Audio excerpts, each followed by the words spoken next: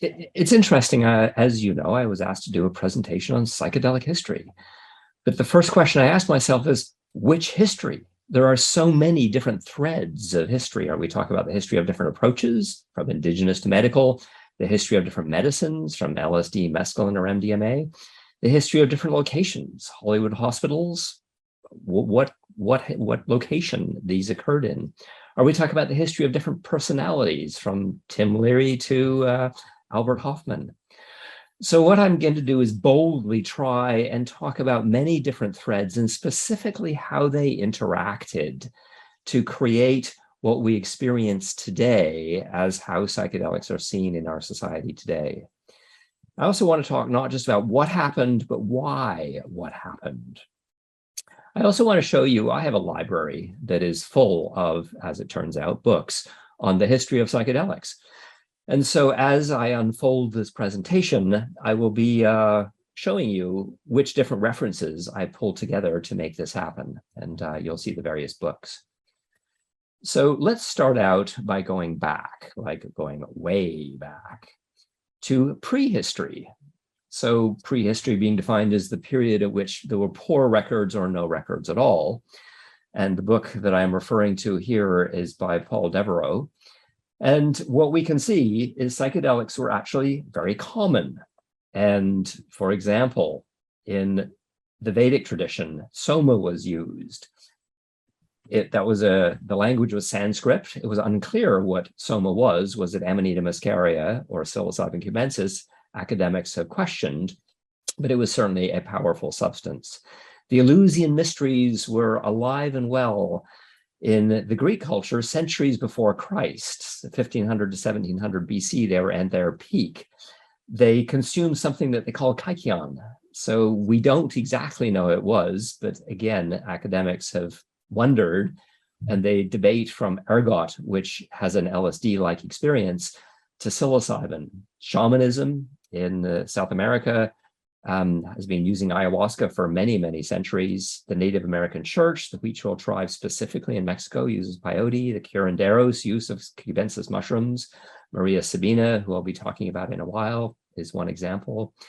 The Siberian use of Amanita muscaria and iboga in West Africa. So what we can see is that throughout many different countries around the planet, there were many different uses of psychedelics through the indigenous lens. So looking at all of that, I can see some similarities. Well, the actual ceremonial use is often very different. The ceremony itself looks different.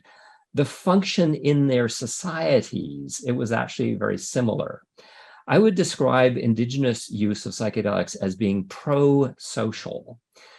By that, I mean, it was woven into their cultural context. It was often about healing, sometimes psychological, sometimes physical. It was often about spiritual experiences and celebration of transitions, everything from puberty to seasonal changes. But essentially, what these medicines did is help communities build connections with each other through a highly ritualized ceremonial structure, always led by the elders and the leaders within the community. And it was a process that resulted in increased social bonds.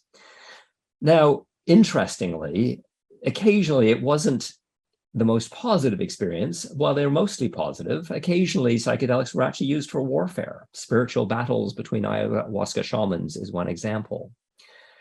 But I wonder, as I gaze into my crystal ball and wonder what would have happened if the indigenous use of psychedelics had been the vehicle by which psychedelics had come into Western civilization, because it wasn't the vehicle. And I'm going to talk a bit as to why that was. But if it had been the vehicle, if pro-social use of psychedelics had been the dominant model of use in Western civilization, I would like to speculate that perhaps prohibition wouldn't have happened. Because the reason why prohibition happened, which I will elaborate in a little while, is that psychedelics got linked to anti-social use, which was actually the first time in history that ever happened, because always psychedelics were pro-social in their integration within the society.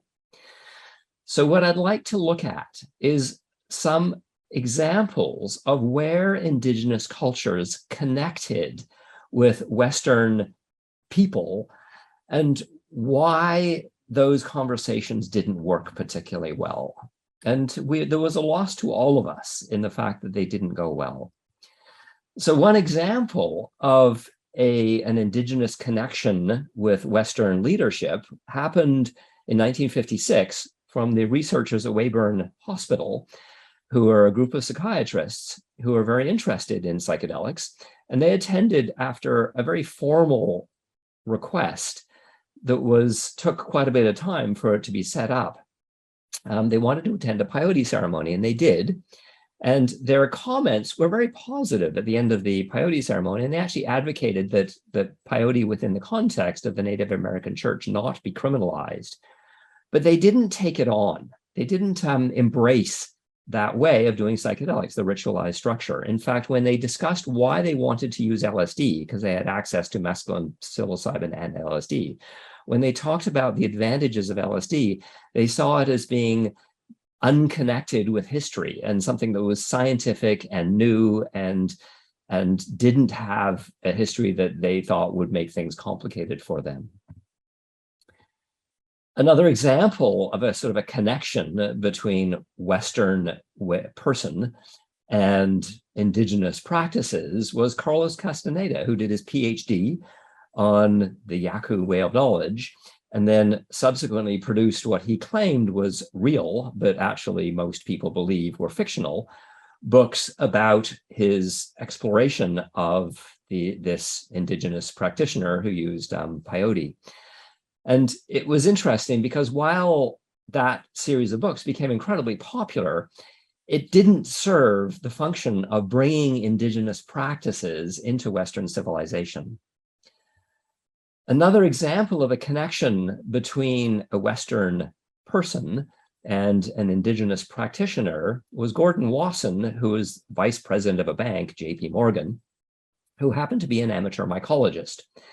And somehow he tracked down Maria Sabina, who is a curandero shaman in Mexico, and she agreed to provide a mushroom experience for him. And it was the first time a Westerner had ever documented and participated in this kind of experience.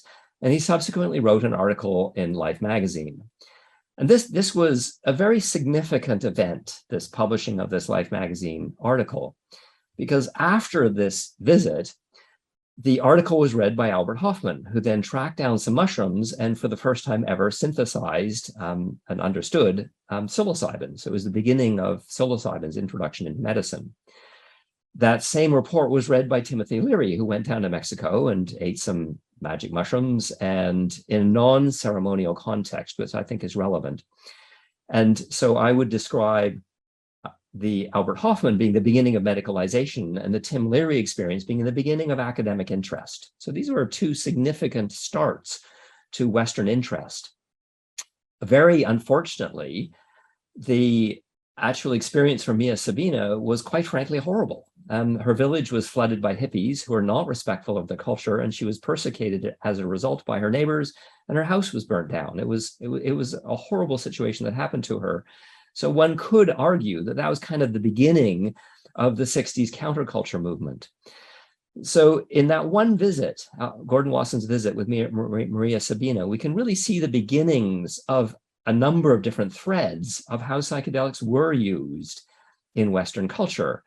But what didn't happen was the actual indigenous practices, the surrounding of a psychedelic with a highly structured, ceremonial, highly respectful context did not happen after his visit, which was unfortunate.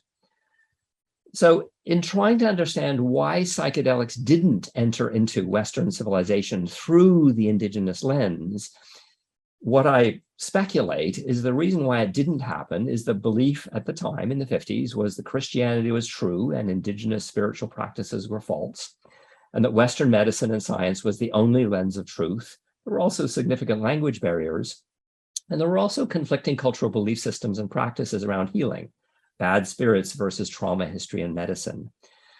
So that wasn't how psychedelics came into medicine and into Western civilization, to a great loss to all of us. But how did psychedelics enter into Western civilization? I would like to suggest they came in through 4 different channels. And I would like to talk about what those 4 channels were. The first channel was psychiatry. So it's interesting because it was actually a discussion in a psychiatric context that produced the word psychedelic. So here is the actual note written from Humphrey Osmond to Aldous Huxley, where they were having a banter back and forth what to call these new substances.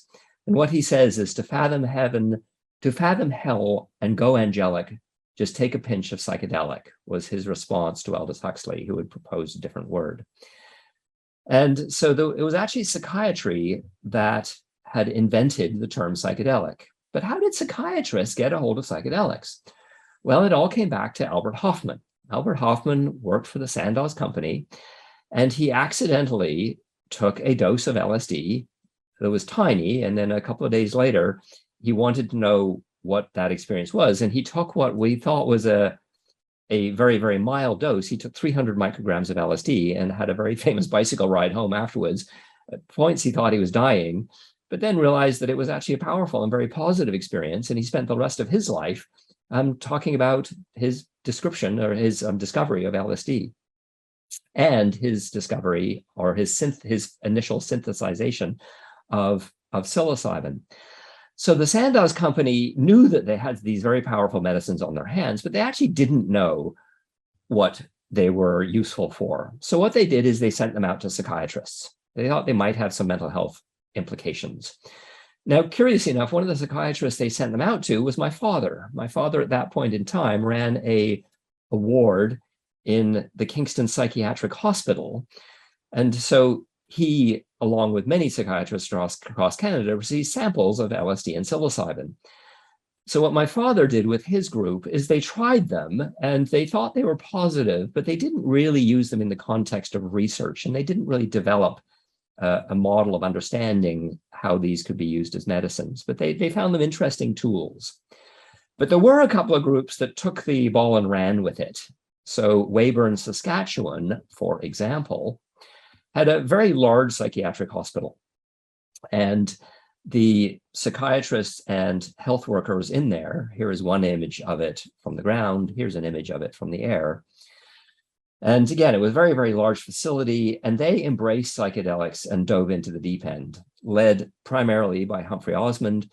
And they produced many papers, and they were giving psychedelics to people with schizophrenia. They were giving it to a variety of different people with different mental health diagnoses, and came to some absolutely fascinating conclusions that I will elaborate on in a while. There were other locations that also took to psychedelics with a great deal of enthusiasm, but Hollywood Hospital, or Hollywood Sanitarium, the history of that is documented by Erica Dick in the book called The Acid Room. It was a hospital in New Westminster. It was rather run down. It wasn't a spectacular looking place, but they offered LSD experiences at a significant cost, and they became so popular that Hollywood stars were coming up from the United States to experience LSD in this hospital. As a result, the owner, Dr. J. Ross McLean, did incredibly well financially. And this house still exists in Vancouver. It's one of Vancouver's more expensive real estates, and at one point in time, it was owned by Ross McLean, based on the revenue that he was getting from selling psychedelic experiences, LSD experiences, to very famous people. If I look at those entire years of the use of psychedelics by psychiatrists and other health people, the one conclusion that was most pronounced was the use of LSD is very helpful for alcoholism and in other psychotherapeutic contexts, but primarily alcoholism. If you want to dive deeply into the history of it, from psychedelic psychiatry, LSD from Clinic to Campus by Erica Dick is one. And here's LSD on the Canadian Prairies by her as well. Not all history happened in North America. Here was a book by Millen Hosner and Ernest Siegel LSD, the highway to mental health, that I personally found really interesting because it said some things that were quite different from how LSD and psychedelics are understood today. It was published in 1997, and it reported their work between 1954 and 1965, where they did over 3,000 LSD sessions with over 300 patients. Between 50 and 400 micrograms were the dosages. And noted at the end of the list that LSD was helpful for and what it was contradicted for. And that list I find fascinating for many reasons. So I think this is a very interesting piece of history as well. The psychiatrist that led the charge was Dr. Stanislav Grof, who wrote many books on it, including LSD psychotherapy.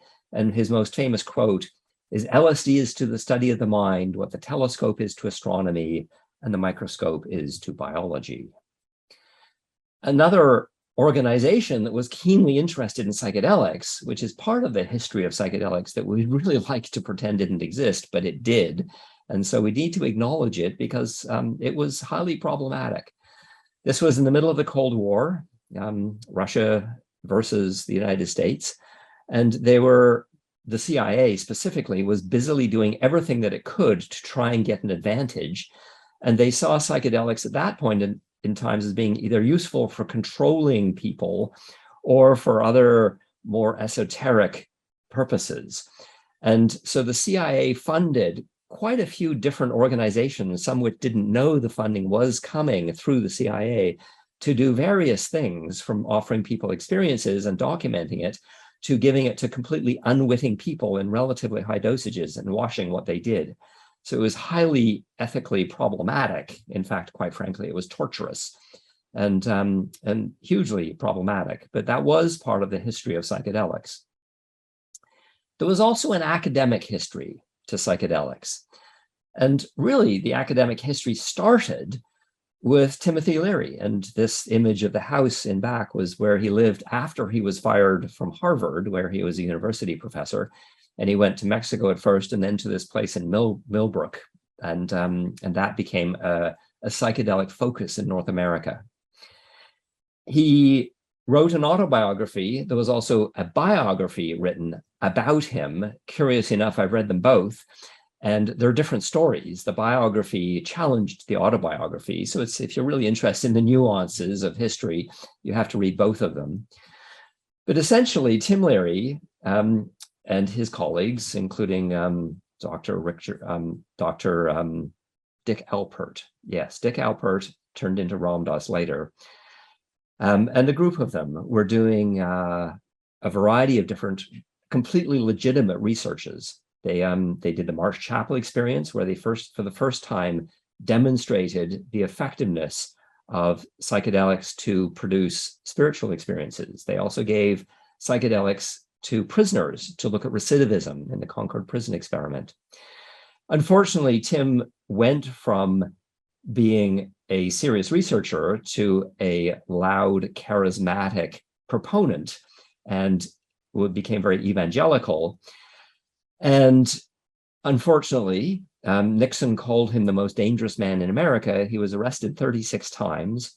He advocated, but at the end of the day, what he advocated for was actually training, licensing, and setting controls. He was relatively conservative compared to some other groups that I'm going to talk about.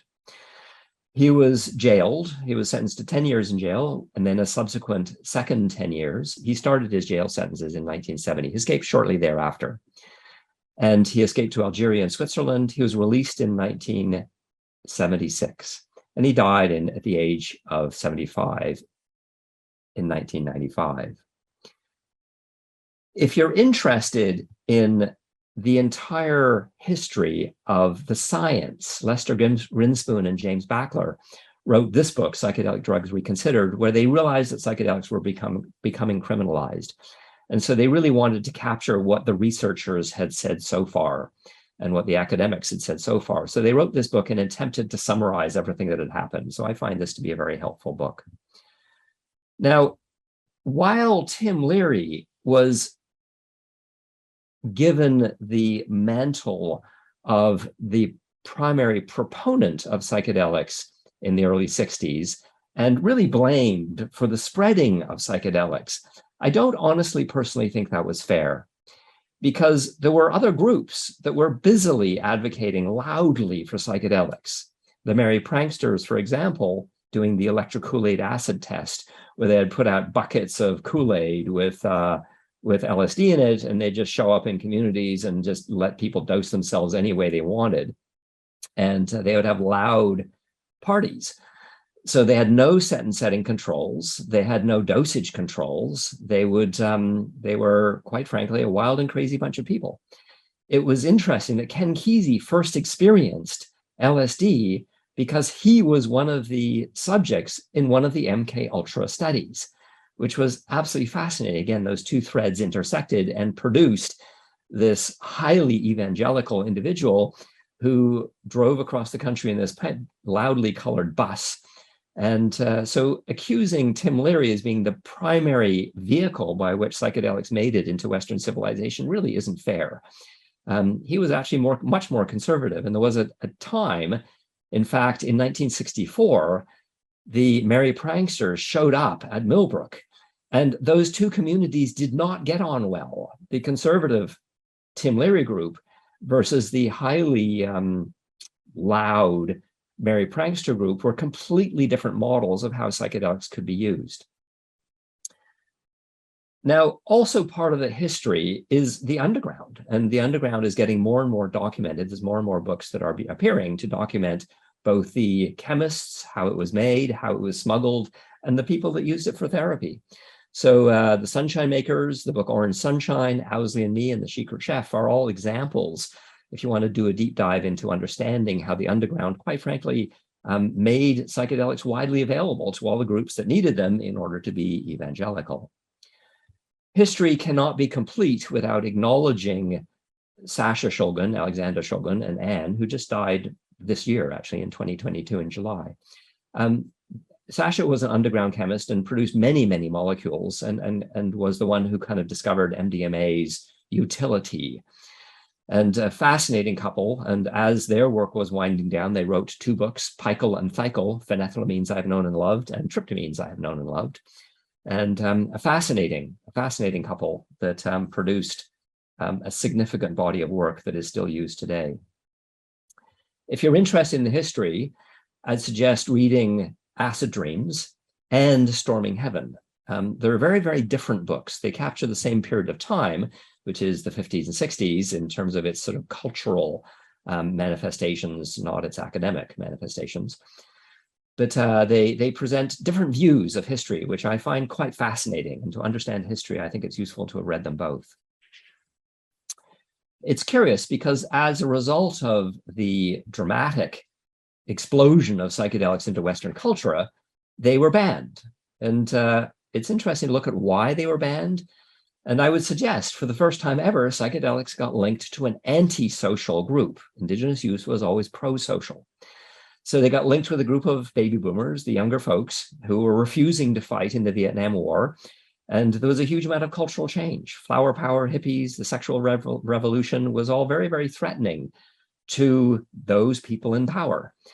And as a result, psychedelics were actually criminalized in 1967 in Canada. There was a huge amount of propaganda that was produced against psychedelics. And here are some examples. LSD fed ape rapes TV actress, girl gives birth to frog after LSD. And LSD made me a prostitute. And then the government produced many pamphlets talking about how hazardous LSD was to your health. So there was a huge propaganda machine that went in to attack psychedelics, when really what they were saying was they were very distressed about people not wanting to fight in the Vietnam War. So again, it's interesting to look at history. Is there any other times that science has been banned, which is essentially what happened? The drugs just weren't criminalized, but science was shut down as a result of the process. And I actually can think of one time in 1616, for about 150 years, it was illegal to say that the center of the universe was not the Earth. What the science of the telescopes was showing scientists of the day is that we were just one piece of a very complex moving puzzle called the planetary system. And that was very distressing for those who had power at the time. And so they did actually criminalize science for a period of time. So it has happened, but it's actually very rare that science is shut down. And then we had periods of time when psychedelics were used underground, but bringing psychedelics back into mainstream required the psychedelic Renaissance. Now, I'm not exactly sure what date to assign to the psychedelic Renaissance, but one could assign 2007 in April, when Time magazine had a very interesting discussion, and they did ask the question, was Timothy Leary right? The subtext said, no, he wasn't, but it is useful for healing. I would prefer to use this particular article in New York Times, which was New York Times being, in theory, sort of the media leader of North America. In April 11th of 2010, they had an article that was very, very favorable. And so the beginning of the psychedelic Renaissance was around this time. In Canada, one of the most impactful moments of history was October 2015, where the CMAJ put the psychedelics, the CMAJ, the Canadian Medical Association Journal, which is the conservative voice of medicine across Canada, put the psychedelics on their front cover. A book, if you're interested in the psychedelic Renaissance, by Ben Sessa, who's a psychiatrist, explores how he believes that it would be transformative of psychiatry. If you look at the explosion of science, here's a graph of the different publications that have happened over time. And what you can see is they've exploded recently, starting in around 2000. Another piece of history that I think is interesting is that Ayala Waldman, who is a lawyer and a public defender, and she taught at the she taught at the Berkeley School of Law, and talked about how LSD was incredibly helpful for her very, very complex series of mental health diagnoses, and the number of medicines she had been on to treat her mental health conditions was a whole paragraph. And she talked about microdosing, which was a new concept. It was James Fadiman who actually coined the term microdosing, but Ayala Waldman popularized it, and many people started using very small dosages of LSD and psilocybin primarily, largely for the treatment of mental health disorders, but sometimes to enhance creativity or enjoyment of the great outdoors. In terms of understanding psychedelics today, if somebody says, what book do I read? The one that I suggest is Michael Pollan's How to Change Your Mind. I think he captures the history and the science of what's going on quite poignantly, and he talks about his own experiences and relates it to science. So this is a good book to capture how psychedelics are seen today. It's interesting because those same threads of psychedelics used in history are apparent if you look at how psychedelics are seen today, because there are psychiatrists and physicians who are using psychedelics. The primary vehicle of that is MAPS. MAPS started long before anybody else did. The book Acid Test, which is horribly titled. It's not about LSD, and it reflects the title of the electrocoolate acid test, which it has nothing to do with. The book Acid Test is really the history of MAPS, Rick Doblin, and MDMA. So it's a fascinating exploration of how MAPS was built and what they are doing currently. And the article that you see there was one of the most important checks when the FDA unblinded the phase 3 data and said, yes, you can move forward. So MAPS has done a fabulous job of bringing back psychedelics. Psychedelics are also used today, as they were historically, in the academic context. And here's a list of many of the universities that are producing significant works on psychedelics today, including the Stanford School of Medicine, Harvard Medical School, the Imperial College in London. On the Canadian front, UBC, McMaster, and the University of Toronto are all examples of current universities who are very interested in psychedelics. And academics are producing many different types of research, from looking at the mystical experiences that people have ingesting psychedelics, to looking at large-scale survey data and then analyzing that. And this one here being Correctional Institute data, and looking at how psychedelics use by prisoners reduces recidivism, where other drug use increases the chance of recidivism. And this particular study I really like, partly because of the title.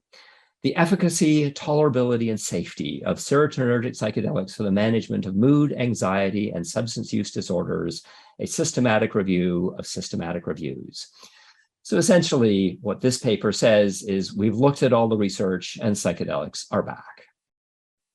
Psychedelics are also, as they have always done, are used recreationally. Now, how they're used recreationally today, the rave culture was alive and well, and then has died down more recently, but music festivals are often the place where people first experience psychedelics. And music festivals are alive and well throughout North America, in fact, throughout the world, throughout Europe as well, and psychedelics are very prominent in music festivals. It's interesting because psychedelic use is actually going up. And here's a graph from the National Health Institute looking at annual drug use survey, and specifically this is looking at psychedelic use. And recently, in recent years, the use of psychedelics is not just used more by academics and health practitioners, but it's also used by the general public. I mentioned how the military was interested in psychedelics back in the day. Well, the military is still interested in psychedelics, but the way psychedelics are in engagement with the military is completely different, because MAPS very wisely reached out to the military and said, we can help your soldiers who have PTSD, which are a huge cost to the military. And they would prefer not to spend that amount of money supporting their veterans. So there is a significant interest in the military specifically for PTSD treatment. And to some extent, that's why MAPS chose PTSD and MDMA, because it would really help this population that would be a very strong advocate in terms of public credibility.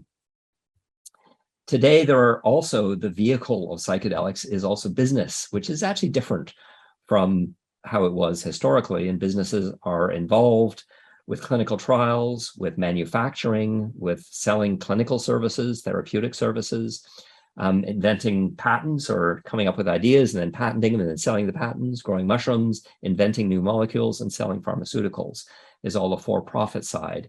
And I would argue that we need all of this. We need for-profit because they can marshal the money to put together a clinical trial in the way that no other organization can. So we need for-profit, we need academic, we need health practitioners, we need all of these to step up to the plate and do their part if the goal is to make psychedelics widely available. Now, you can't really talk about businesses unless you also acknowledge that there are sort of gray area businesses that work as well. In Vancouver, for example, the Vancouver Police Department has publicly stated that they will not bust people that open mushroom dispensaries in the same way they did that with cannabis dispensaries. And so now we're seeing them popping up all over Vancouver.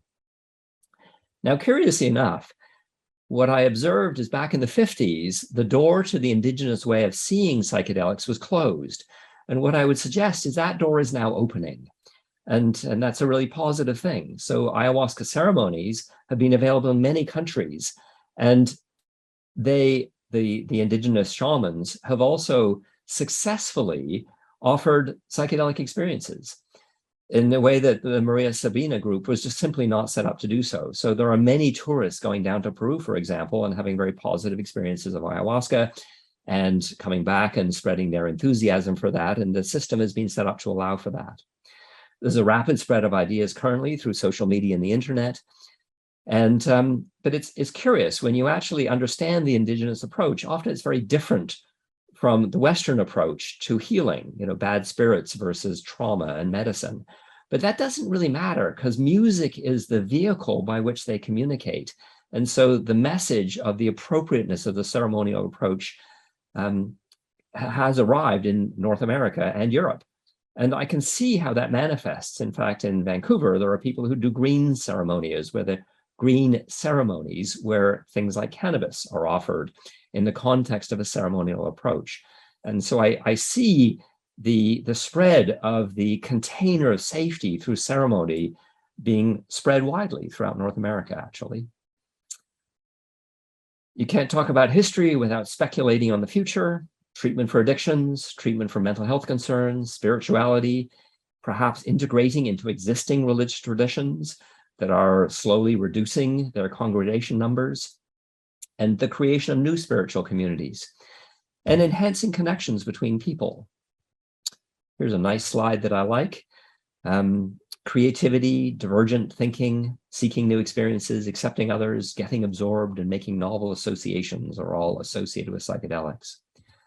I think we really haven't talked enough about how psychedelics can be helpful for relationships, specifically in resolving conflict and helping people to get a lot closer. And I think here's a book that starts to explore that, and that discussion really hasn't started. The vision of the current future is psychedelics should be available in psychedelic therapy clinics that sort of legitimize psychedelics today. And for those folks who say that's way too urban for me, it should also look a bit like this. Thank you.